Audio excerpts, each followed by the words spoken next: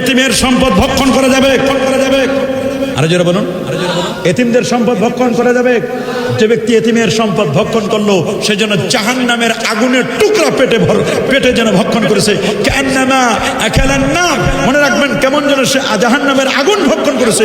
আমরা কি কখনো এতিমের সম্পদ ভক্ষণ করব? বরং এতিমদের লালন করব, এতিমদের মাথায় হাত বুলাই দেব। রাসূল বলেছেন মান মাসাহা, যে ব্যক্তি মান মাসারা আসাল ইতিম, যে এতিমের মাথায় হাত বুলাই দেবে, এতিমকে লালন করবে, এতিমকে পালন করবে, আমার রাসূল বলেছেন জান্নাতে ওই ব্যক্তি আর আমি এই দুই আঙ্গুলের মাঝখানে যতটুকু ফাঁক, এই পরিমাণ ব্যবধানে আমি আর ওই লোকটি থাকবো। তাহলে আমরা এতিমদেরকে লালন পালন করতে চাই কি চাই না? তাদের সম্পদ কখনো কুক্ষিগত করা যাবে না। আমাদের এতিমকে যার মা মারা গেছে, যার বাবা মারা গেছে, যার বাবা মারা গেছে অপ্রাপ্ত বয়স্ক, এইরকম ব্যক্তি বাবা মারা গেছে, যার মাও নাই বাবাও নাই, এ হলো প্রকৃত এতিম। আল্লাহু আকবার বলেন। তাহলে 70 জন সাহাবা যখন ইন্তেকাল করলেন উহুদের